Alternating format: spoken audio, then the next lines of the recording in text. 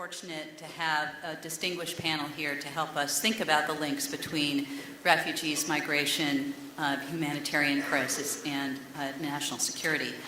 The scale of the suffering that we see now is staggering. There are now more than 21 million refugees, and about a quarter of them are Syrian. The total number of displaced people in the world today, many of them are essentially refugees to be, is some 66 million. That's the highest number of displaced people ever recorded. So it's a humanitarian and a human rights emergency, and therefore it's a moral challenge to the international community. It's also, though, and this often gets overlooked, a profound threat to the national security and strategic interests of the United States, and that's why we're talking about it here at this annual conference. Now, when we talk about refugees or migration in the context of national security, what we usually think about, what most people usually think about, is the threats posed by the refugees themselves, and the vetting, how border security, how we think about how people get into the country. And we're going to talk some about that and hear about the vetting process in the United States for refugees and other migrants. But we also are going to talk about the national security interests in resolving the global refugee crisis.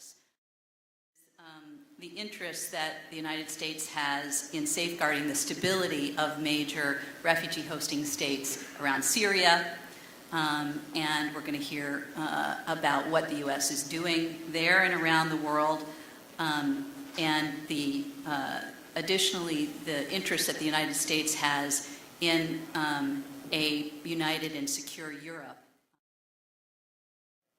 So, when we talk about 66 million displaced people, here's what it actually means. It means that my budget in my bureau has gone up 75% in 2 years. Because the American people are generous people. We don't want people starving in Bentu. But it also means that the broken nature of these conflicts is affecting all of us. And it affects us here in the States, as these guys will lay out, but it also affects us overseas from a profound national security perspective. Forget humanitarian law for just a second. The collapse of Jordan, the unraveling of Turkey, a failure of Iraq, the unwinding of Kenya are all going to have profound implications for us. And so our world is pretty complex right now. Throughout our history, we have these disaster assistance response teams. These are our DART teams. You might have seen them on TV. They're like our Navy SEALs. They go into crises. For our entire history, we only had 4 teams deployed at once. Right now, we have 6. What if this is actually the base? What if 66 million people for the next 10 years is our base? What if 6 DART teams is our base? What if 4.8 million is our base? These are the challenges that we have to deal with every day. So there's a number of different mechanisms that we use. But a lot of what you've heard about lately is our refugee resettlement program, where we bring in tens of thousands of refugees from overseas. There is no legal obligation to do that under the Refugee Convention. It's a resettlement. But it is something that a lot of countries choose to do. It's something we promote, obviously, that we do and that we promote other countries to do, to take vulnerable refugees out of their first country of asylum and bring them to a place of safety. The other important obligation in this area of not sending people back to harm is the Convention Against Torture. It's Article 3 as an obligation not to send people back to a country where they're, as we interpret it, are more likely than not to face torture.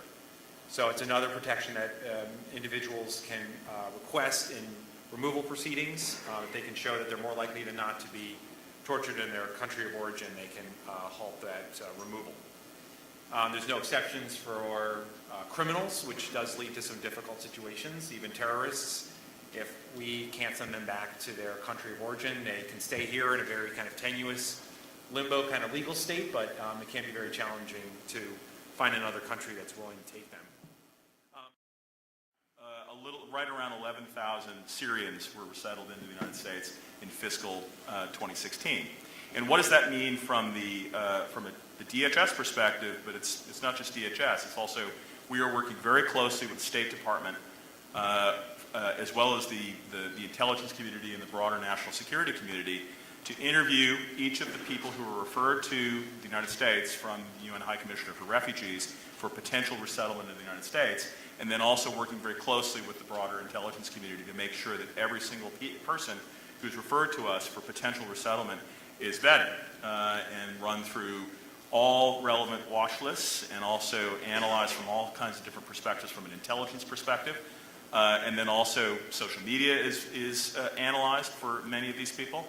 And I think it's become a cliche to say, but sometimes cliches are correct, which is to say that the Syrians or other people from high threat areas are the most vetted population of any person coming into the United States, period, bar none. So you think about all the different flows of people who could come to the United States, whether it be visa holders or people under the visa waiver program or anybody else. Refugees coming from Syria and Iraq or any other place that's a high threat area are the most vetted population of anybody coming to the United States.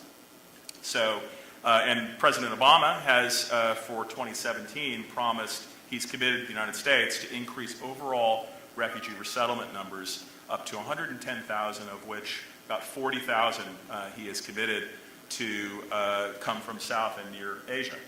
Now, that's one of those issues that on January 20th of 2017 could certainly and will likely change, given at least the political debate we saw over the Syrian refugee crisis. You know, upholding our obligations domestically is not only the right thing to do, we live up to our international obligations, but it is important to our international advocacy efforts. If we're encouraging other countries to take in refugees, protect refugees, you know, we need to practice what we preach. So, you know, we're in a constant communication with our other colleagues to discuss kind of our domestic mechanisms and make sure that we, you know, are in line with what we're encouraging other countries to do. Here's a real lesson to learn.